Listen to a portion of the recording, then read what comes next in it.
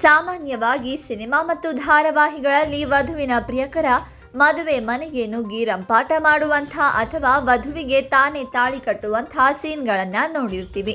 ಆದರೆ ಇಲ್ಲೊಂದು ಇಂಥ ನೈಜ ಘಟನೆ ನಡೆದಿದ್ದು, ಮಾಜಿ ಗೆಳತಿಯ ಮದುವೆಗೆ ಆರತಕ್ಷತೆಗೆ ಬಂದ ಯುವಕ ಮದುವೆ ಮಂಟಪದಲ್ಲಿಯೇ ವರನ ಮೇಲೆ ಚಾಕುವಿನಿಂದ ಹಲ್ಲೆ ನಡೆಸಿದ್ದಾನೆ.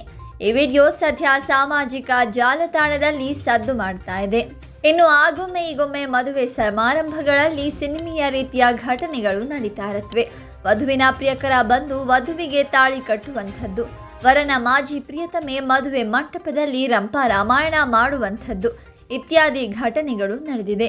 ಸದ್ಯ ಅದೇ ರೀತಿಯ ಸುದ್ದಿಯೊಂದು ಸೋಷಿಯಲ್ ಮೀಡಿಯಾದಲ್ಲಿ ವೈರಲ್ ಆಗ್ತಾ ಇದೆ.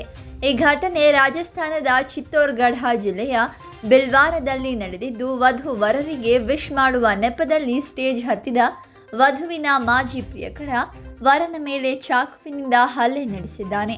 ಅದೃಷ್ಟವಶಾತ್ ವರನಿಗೆ ಯಾವುದೇ ಗಂಭೀರ ಗಾಯಗಳಾಗಿಲ್ಲ.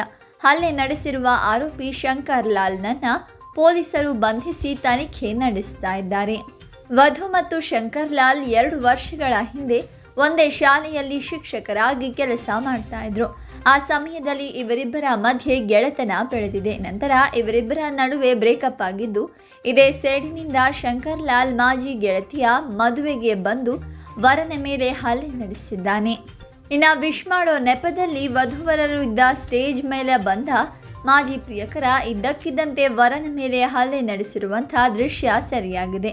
ನಂತರ ಆತನನ್ನ ಹಿಡಿದು ಪೊಲೀಸರಿಗೆ ಒಪ್ಪಿಸಿದ್ದಾರೆ. ಇತ್ತೀಚೆಗೆ ಎಕ್ಸ್ ಖಾತೆಯಲ್ಲಿ ಹಂಚಿಕೊಳ್ಳಲಾದ ಈ ವಿಡಿಯೋ 1.7 ಮಿಲಿಯನ್ ವೀಕ್ಷಣೆಗಳನ್ನು ಪಡೆದುಕೊಂಡಿದ್ದು, ಯಾವುದೇ ತಪ್ಪು ಮಾಡದಿರುವ ವರನ ಮೇಲೆ ಹಲ್ಲೆ ನಡೆಸುವಂಥ ಅವಶ್ಯಕತೆ ಏನಿತ್ತು ಅಂತ ನೆಟ್ಟಿಗರು ಆ ಯುವಕನ ವಿರುದ್ಧ ಕಿಡಿಕಾರಿದ್ದಾರೆ.